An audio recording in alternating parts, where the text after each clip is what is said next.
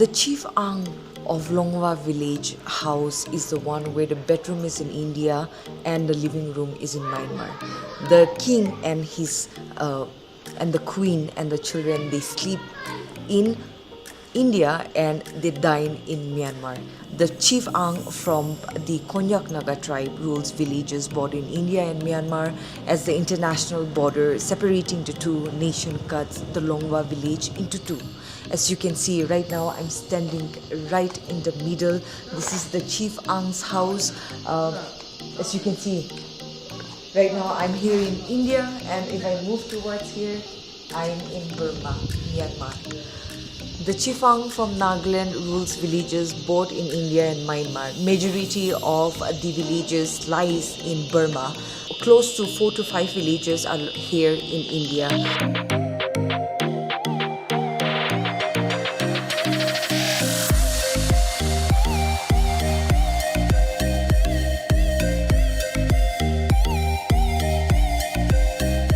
We are very privileged to have the chief Angh of Longwa who rules both in Myanmar and India. First of all, apni ke bishi dhanyawad diya ase. Ami han notice live TV hanget apni time online na khota ko bole. Mula first question do India re kiman bosti aro how many villages do you rule over in India and Myanmar? Burma te hi bashi ase. I have more territories in Burma. In fact, I rule over more than 30 villages in Burma and 5 in India. The entire nation is very intrigued by the location of your house. Your kitchen falls on Myanmar side and bedroom falls on the Indian side. Tell us about that. Ito post prahi ase. Ito. This is the post that divides my house. Right now we are sitting in Burma. Well, people would also like to know about your family. How many members are there in your family? How about your children, their education? Maike komti lo to ito 10 generation de to moi hi ase. If we consider the lifestyles of my ancestors, I am the only one in this generation with the least number of wives. Anghs of the past had multiple wives. I was told that my grandfather had married 60 wives. 60? I have 2 wives. My first wife, the queen, is from Arunachal Pradesh, and my second wife is from Longwa. Arunachal laga ase. Altogether, I have 9 children with my 2 wives. The queen has given me 5 daughters.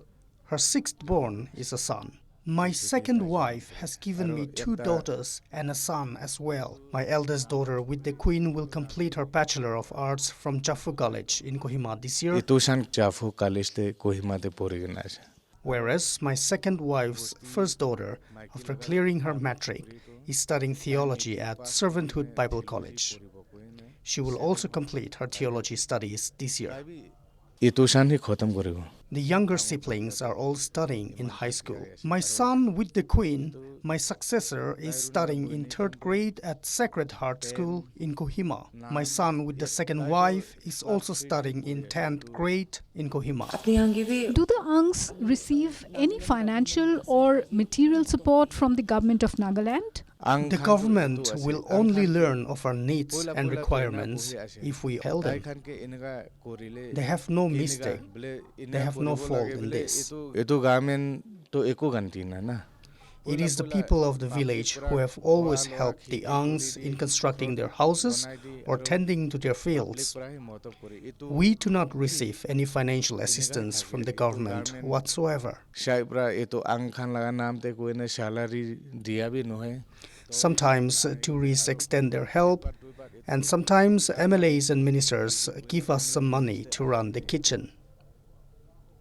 Let's talk about your house. We have heard that Chief Minister Nephew Rio constructed this house.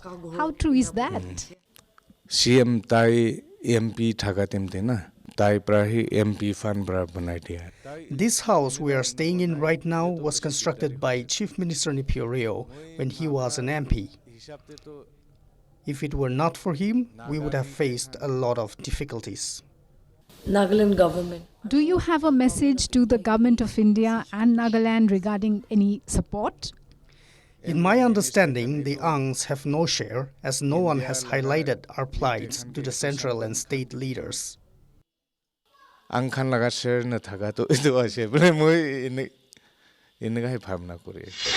This site is India. This is where the bedrooms are. There are some bedrooms on the Myanmar side as well, but the king's bedroom lies on the India side. And as you walk through, this is the kitchen. This is the kitchen of. This is basically. I would like to show the border. This is the pose that that separates, the Angh's house into two nations. We can also see that the wives, the queens of the Angh, the chief Angh, they make all these ornaments, particularly for people who are interested to purchase them. This is also one way of financially sustaining themselves and the family. The chief Angh has 2 wives and they have a total of 9 children altogether. So these are some of the ornaments. Basically, these are all this all belongs to the Konyak Naga tribe. You can see some necklaces, there's some headgears for both male and female. Earrings are there, and there's some swords here. And anybody who is interested or want to help them, they can purchase it. It's all on display in the kitchen.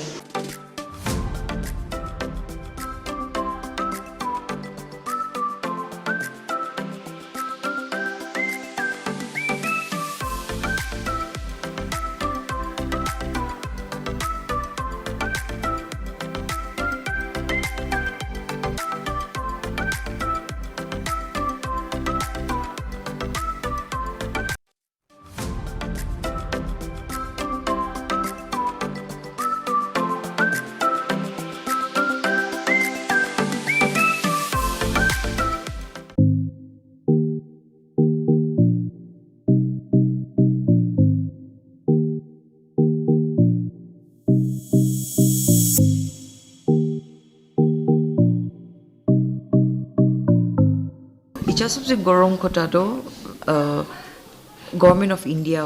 The government of India's decision to scrap the free movement regime and construct border fencing has become the talking point in recent times. The Nagaland government has urged the centre to reconsider its decision. They have even written to the centre on this particular issue. In fact, just last week, the Naga People's Front Party staged a peaceful protest against the centre's decision. What would you like to say on this particular issue? We migrated from Arunachal Pradesh in the 16th, 17th century and settled here at Longwa. I am the 10th generation. When we arrived here, there was no distinction or division between India and Burma. We only knew Konyaks, Nagas, and Longwa. Back in the 1970-71, the Anghs did not know either English, Nagamese, or Hindi.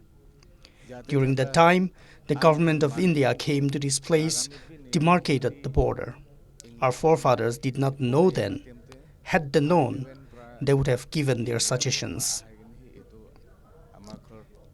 However, even after the border was set up, there was no problem at all. People were able to freely move around without any obstructions.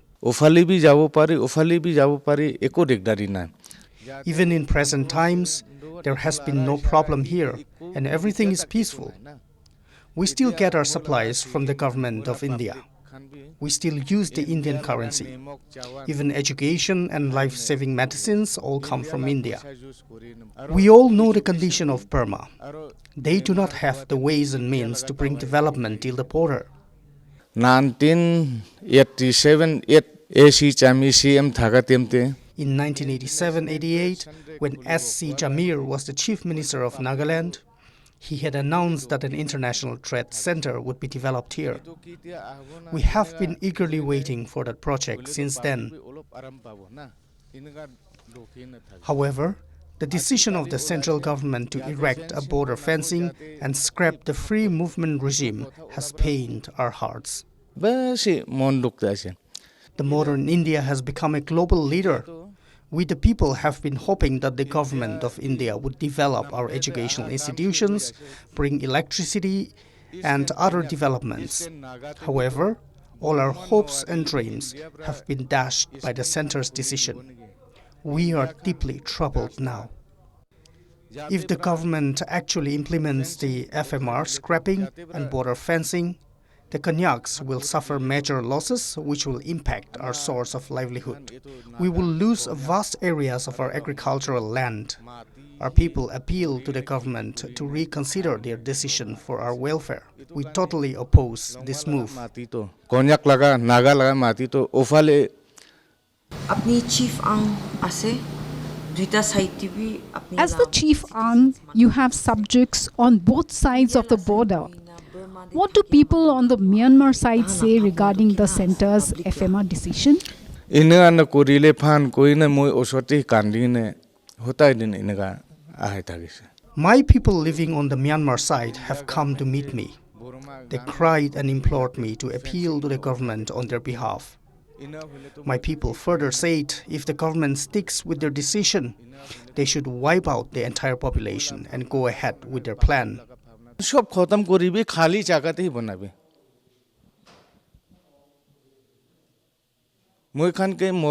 If the government of India and government of Myanmar consider us as their citizens, they should not erect a border and continue the free movement regime.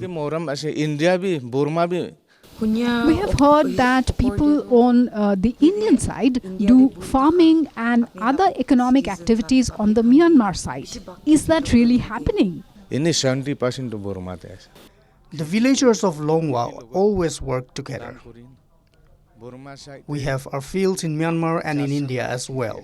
We do our farming on rotational basis, sometimes on the Myanmar side, sometimes on the Indian side. Whenever or wherever we cultivate our lands, we always do it together. In fact, 70% of our agricultural lands are on the Myanmar side. What do you do when you have to travel to the Myanmar side for work? Do you need a pass or any kind of permission?